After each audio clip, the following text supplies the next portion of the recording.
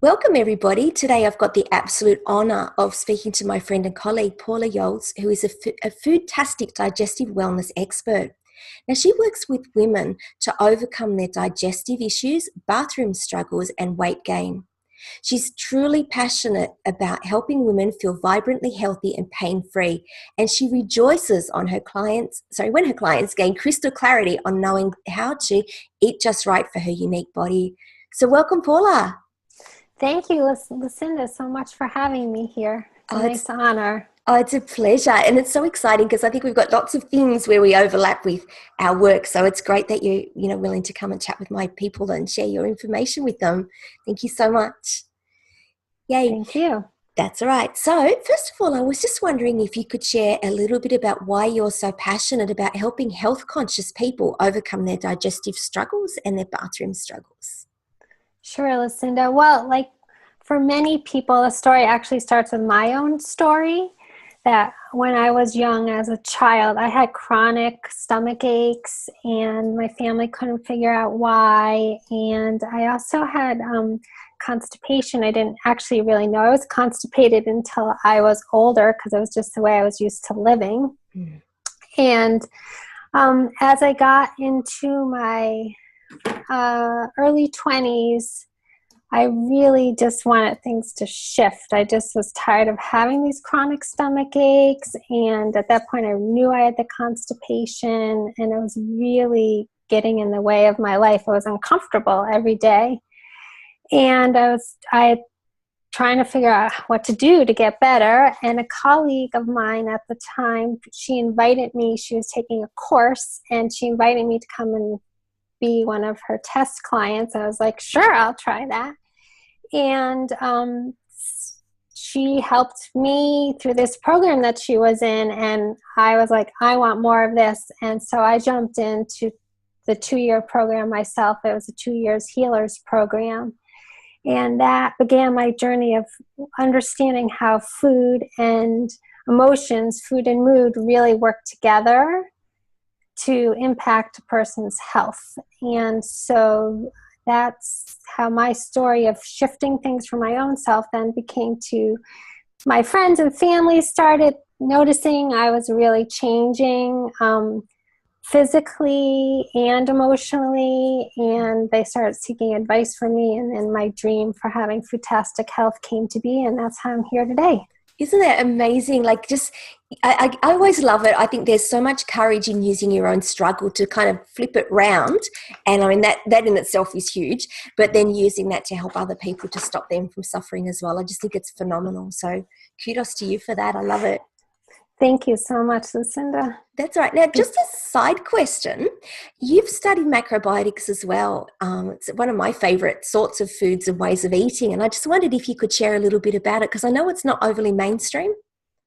So the healers program that I took was with a macrobiotic counselor, but he also added in lots of other layers. So it wasn't pure macrobiotics, but macrobiotics means big life. And so it's about having the biggest, best life possible you can have in all levels of your life. And so most people view macrobiotics as just food related, but it's really not.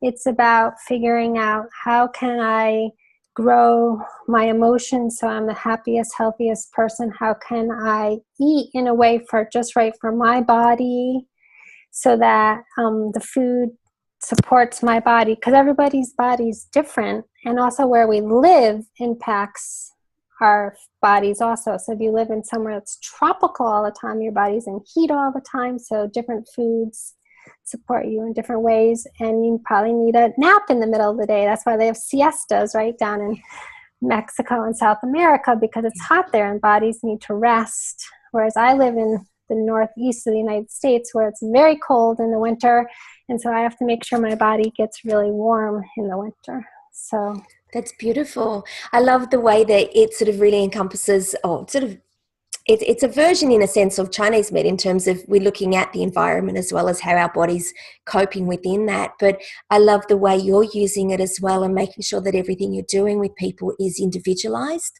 and making sure that it's uniquely them. Thanks, Lucinda. So could I just pause, because I just want to let anybody know who's here that we welcome questions or any thoughts or comments that you have. So at the bottom of your screen, if you bring your cursor down there, little symbols will show up, and one has a chat button, and you can push that, and then you'll see the chat pop up on the side, and you can type in any questions or comments that you'd like.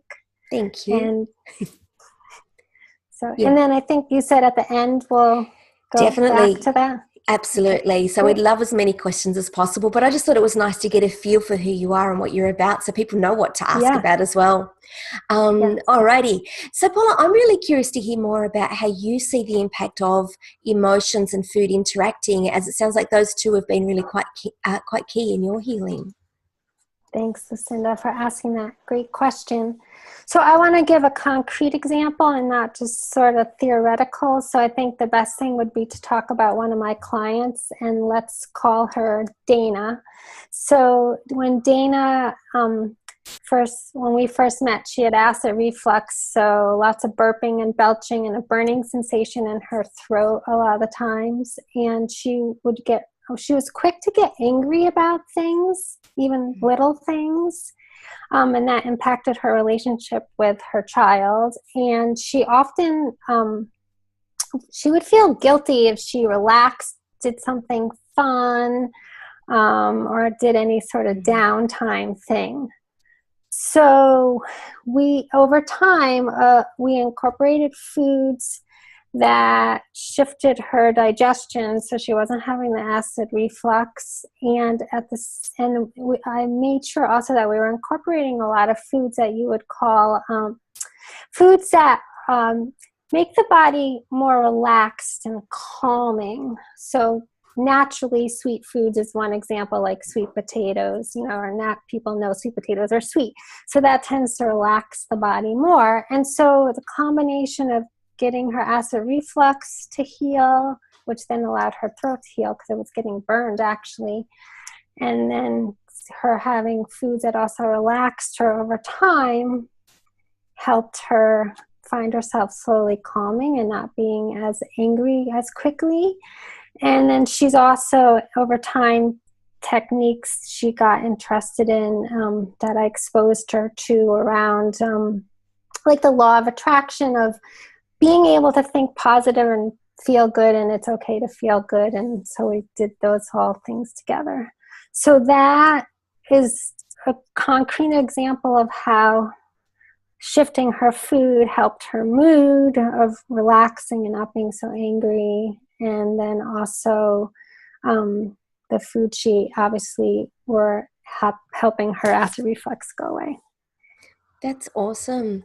And what about your own journey with that as well? Because I imagine that would be quite huge. Oh, yeah. So I had what I would call rat brain or rat race brain, like people might call it anxiety, like constant chattering going on in my brain, a lot of negative self-talk, self-doubt. And so when I was in the Healers program and we slowly were shifting my food, the biggest change I saw was when I started removing refined sugar out of my diet. In addition to the other food changes we were making, but that was the biggest one. Like, I can still tell if I slip back into eating, some refined sugar, or even if I eat too much maple syrup or something like that, like a lot of it, I could start getting the chatter brain back. So, and there are a lot of other foods that can affect people also. For example, foods like processed foods. If people buy processed foods, there's a lot of hidden sugars in that. There's a lot of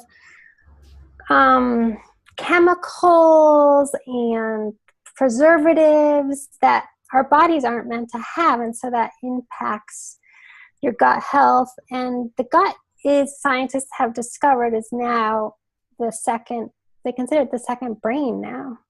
And so if your gut's not healthy, it's a direct correlation to your brain through the vagus nerve. And Chinese medicine has known this, so you probably know this since you're a Chinese practitioner, has known this for a long time, and macrobiotics is from Japanese, so it's very connected.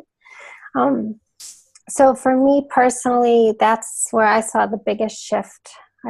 My anxiety and rat brain just disappeared pretty much. That's phenomenal. Now, we've got a couple of questions and comments. So Cheryl's asking or saying that she knows too much sugar really messes with her emotions and she finds it very hard to stay positive. Yeah, Cheryl, thanks for sharing that. That's exactly what I was talking about with the rat race brain and the chattering and self-doubt. Yeah. Yeah. So, did you want to say something else? Sorry, I interrupted. No? Okay, sure. Okay. And Joan's asking, what other non-sugar laden foods help the body to be more relaxed? Okay, so some of it depends on where you live, because eating your food that's grown local helps your body, but also, let's see. So foods that are cooked, all right, so I'm going to start sort of on the opposite because that will help you then understand which foods relax. So foods that are dry and hard and brittle, like corn chips, crackers, rice cakes, they're dry and brittle. So that makes your body get tight and constipated, or possibly constipated, but more tight, or your muscles tight. So foods that are more relaxing are root vegetables in general, like the sweet potatoes and carrots and parsnips. And then the style of cooking. So if you cook things in more water, as opposed to like grilling it or roasting it, which makes things more dry. So if you cook your rice in a little extra water, or steamed vegetables, so anything more moisture, that also helps you relax also. That's great fantastic. question, Joan. Thanks. It is good, isn't it? Now, one of the things I found personally, and I've only just worked it out in the last probably 2 months, is a huge problem for me is corn. And I find 2 days later, I'm in this big emotional black hole for no apparent reason. I guess I'm thinking sugars as well. It's probably a big factor in that because I don't eat sugar, or any sugars. It's possible. Yeah, and corn is been so shifted over the years. It's not the ancient corn that people used to eat, so that could be part of it too. Yeah. So the other thing to help with relaxing and digestion in general is chewing, because that's the first stage of the digestive process, which in modern society we're all kind of eating really fast and moving on to the next thing, or multitasking and eating. So chewing gets your saliva in there. So even just anything you're eating, even if it's something like dry and brittle, chewing it or extra chewing it really makes a big difference for helping your digestion and go smoother. Yeah, I actually met someone once who said that he eats his fluids and he drinks his food. Yes. And it was all about that, just making it all moist and mushy in your mouth, and actually chewing it, mixing it with the enzymes in your mouth and all of that. I suggested as a little science experiment to see how the food changes as you're chewing. Pay attention to how food changes, because a lot of foods actually get sweeter the more you chew it, which is surprising. You wouldn't think that. That's interesting. So, I'm going to be doing that next meal. First-hand experience, always experiment on everything. So it sounds fun. So what you've just said, particularly about the corn and how it's so far removed from the traditional ancient corns that we used to eat, makes me really want to ask this next question. So with the work that you've done and what you've seen in that work, how does the modern way of living, modern lifestyle impact on people's digestive health? Okay, great question. Thanks, Lucinda. So modern lifestyle is busy, go, go, go, don't stop. So it's constant stress. It's like being in constant fight or flight, and basically being in, right? So our nervous systems don't get to relax and calm down. So that impacts everything. If you're stressed, it impacts your brain up here and your brain down in your gut, your digestive brain. And so Could you repeat the question? Yeah, it was just really the core of it's the way that modern living's impacting on food, digestion, all of that. Okay, thanks. So that's a piece of the stress. We need to figure out tools to help ourselves not be as stressed and on the go, and be able to relax. And especially when it's mealtime, a lot of us are not, and I'm guilty of this sometimes, a lot of us are just not slowing down and even noticing we're eating. And so that's not good for our bodies, and our digestion is really affected by that. And so that's one thing that for modern society. Another thing for modern society is that like we talked a little bit, like the corn's not the same as it used to be. So a lot of the food is not, it's not grandma's food anymore. Mm-hmm. And so figuring out a way to help yourself be able to get food that's homemade.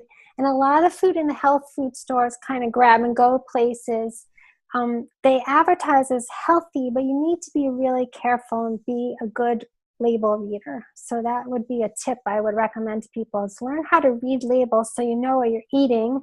And if there's things listed that you don't know what's in it, most likely it's not supposed to be there, and it's not supposed to be in your body. So one of my clients, let's call her Kathy, when she came to me, she had chronic constipation, she was depressed, and she got bloating and gassing.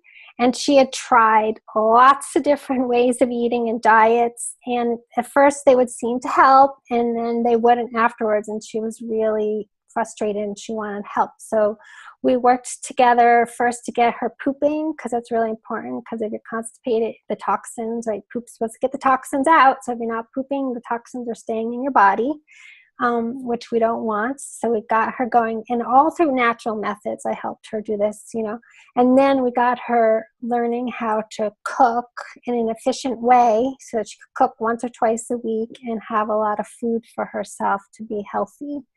And so those were key important things in a busy life. She's a really busy person. She has 6 kids at home. She works a job. She's married. Like, her life's really busy and full. So we wanted to help her get that in, and into her daily life, even though in the modern life, it can be hard to figure those things out. And now she, through that process, it helped get rid of the constipation, like I said, and her mood lifted, which is fabulous. And, but then the holidays came along, and she, holidays are so tempting in so many ways. So she slipped off that path, and she started eating the sugary treats that were around, and she realized she was trying to slip into the depression again. And so it's really modern society of the way we celebrate traditions don't support our health naturally, and healthily. So, being aware of what's happening and how you could figure out how to make it through the holidays is key. So she reached out to me, and we worked through it and shifted her back into a good place. And it's even gotten her family now is eating healthy. Her husband's on board with it, and some of her kids, and so it's pretty exciting. Isn't that beautiful? One person makes a change. And I think this is that whole concept where you lead by example. One person makes the change, and it's just got that ripple effect out into the world. It is fun to see and experience. Now, I've got a quick question. I just wanted to sort of draw it out a little bit more, just because I think reading labels is so ridiculously important for everything. In terms of food, what sorts of things should we be looking for? Because I really love the way you explained that. If you don't know what it is, and it probably shouldn't be there. But, is there anything key in terms of what we should be avoiding or anything like that? Well, unfortunately, it's a big list. But if you pick up a package and you look at it, whether it's something comes in a box or you get your, hot chicken to go, if it's a long list, that's a big warning sign, because there's going to be a lot of things on the list you don't know. If it's a shorter list and there's maybe 1 or 2 things that you don't know, that's a better option. So that's one thing. And also, if you can find a label where you can really read everything, that's great too.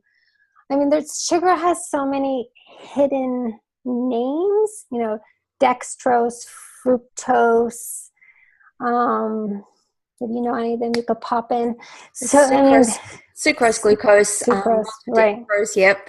Yeah, I mean, it has a gazillion names. So it's hard to know all the things, and I feel like it's more about finding labels that have almost all the words because that means it's real food.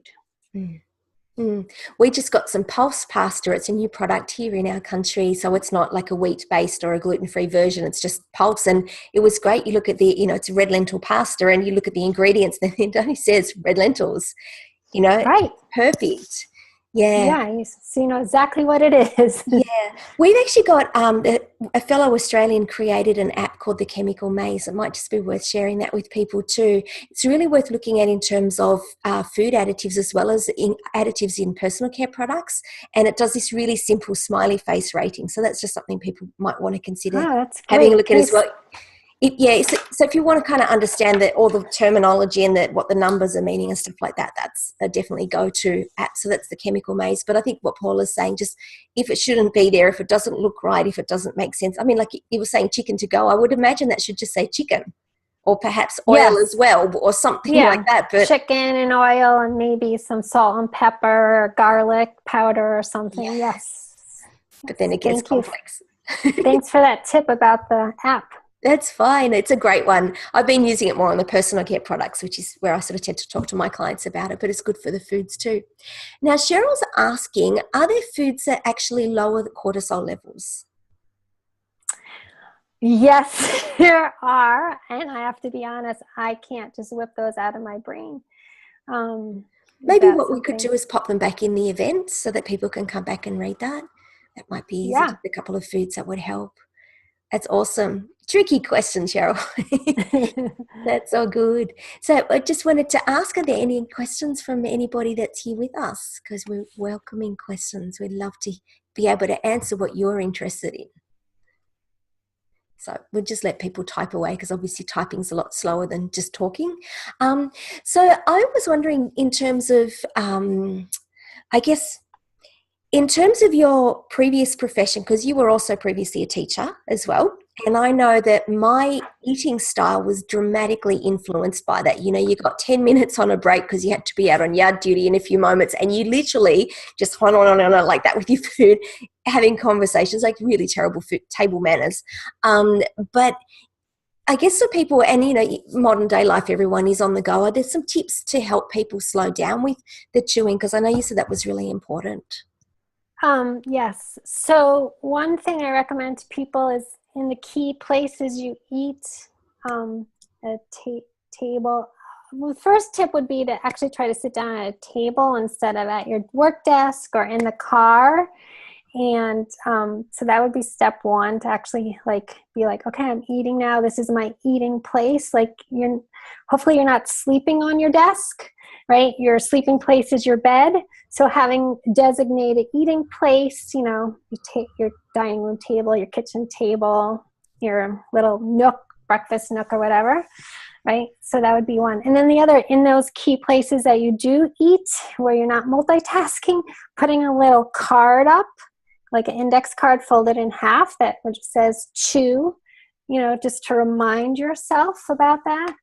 And to get on board, if there's anybody else you're living with, to get them into doing it also. When I was one of the macrobiotic retreats I was at, we took on the challenge when I was there for the week of chewing more. And we made it into a game that, whoever could get to, we picked 50 chews, which is huge. So I'm not asking you to get to 50 chews, but I was in the setting where everybody was into that. And we would just tap on the table when we got to 50. So I would just encourage people to try to extend how much you're chewing by 5 chews to start until you're really comfortable with that. And then maybe add on another 5. And by then you've drastically increased your health because you've pre-processed your food already in your mouth. That's a fantastic tip. And I know my habit's been, and again, it's back to the teaching, it's literally three chews. It's a chew, chew, chew, gulp. So even adding on 5 would make a big difference. And then, and that's all doable. So yeah, awesome. Now, Cheryl was saying that she was happy to know that there are foods for the cortisol level. So thank you for that. And Joan is saying that there's such good information. So I'm going to give you the thumbs up that she's implying there. And then she's asking, which foods are more likely to cause digestive upsets? Well, foods that are highly processed are a clear one. And then also foods that are heavy, it depends on each person's body. I have to be honest about that because everybody's body's different. But if you eat a lot of oily food, that often causes upset because the body is meant to handle oil, but not a ton of oil. So that could cause digestive upset. If people get sort of stuck in eating the exact same food all the time and not have variety, that can cause upset. If people have a lack of vegetables and fiber in their diet, that can cause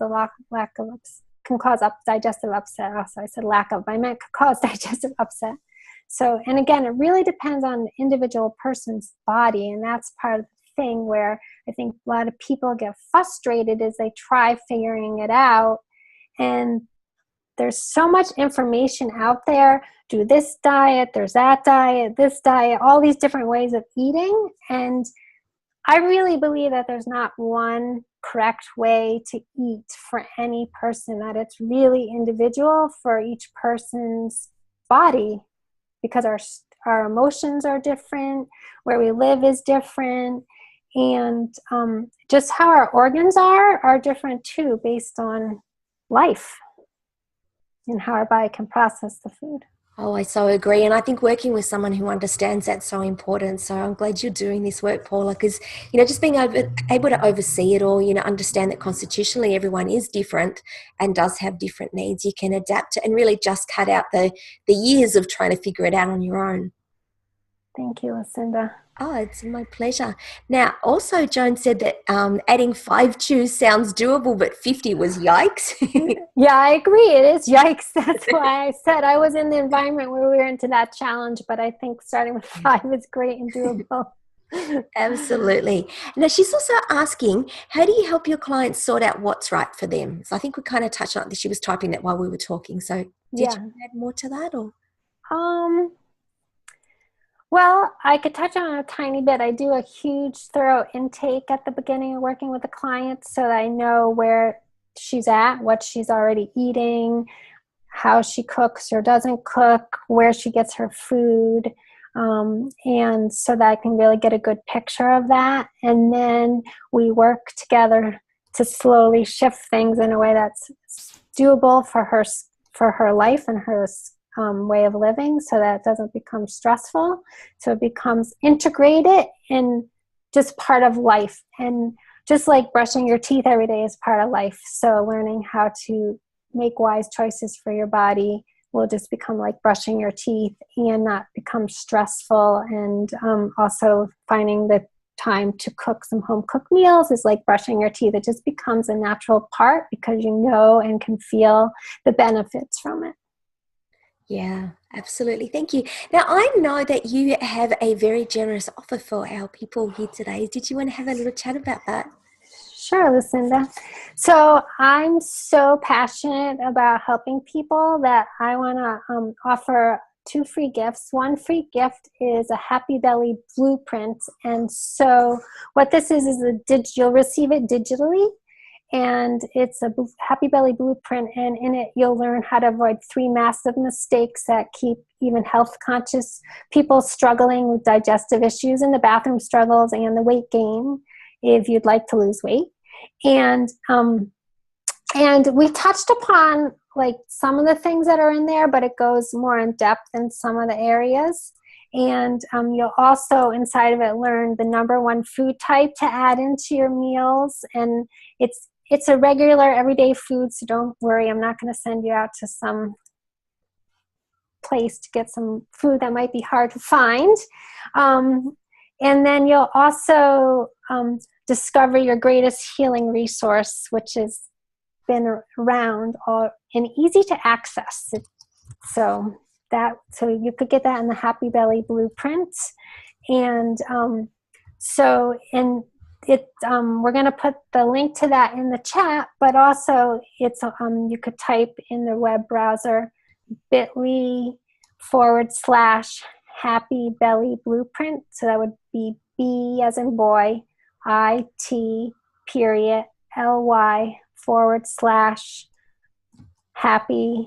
Belly Blueprint. And it has to be all lowercase because it's case sensitive.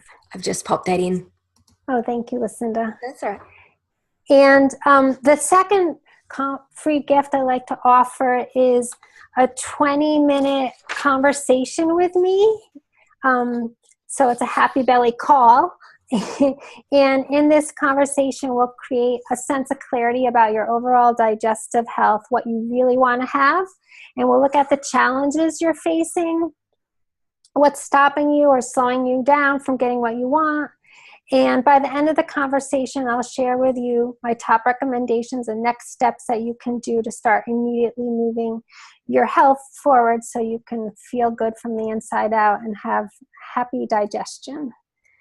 That's so awesome. Sorry.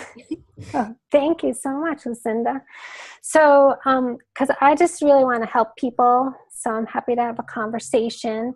And if by the end of the conversation you want to know more about working with me, we can talk about that, but there's no pressure around that. And so for that, you can get offer the link in the chat, but if you're watching the replay, it's also bit.ly/Happy Belly call. So bit.ly/Happy Belly call, like call on the telephone, CALL, and that have to be all lowercase. Thank you so much, Lucinda, for having me. It was great talking to you and being able to talk with somebody else who's also passionate about health and healing. It's my pleasure, and thank you so much for coming and sharing your wisdom with all the people here to listen and listen to the replays and stuff as well. It's awesome, an incredibly generous gift. So thank you very much for that. Thank you, and thank you to everybody who joined us or joined us in the replay. Thank you. We'll catch you later, everyone. Bye. Bye.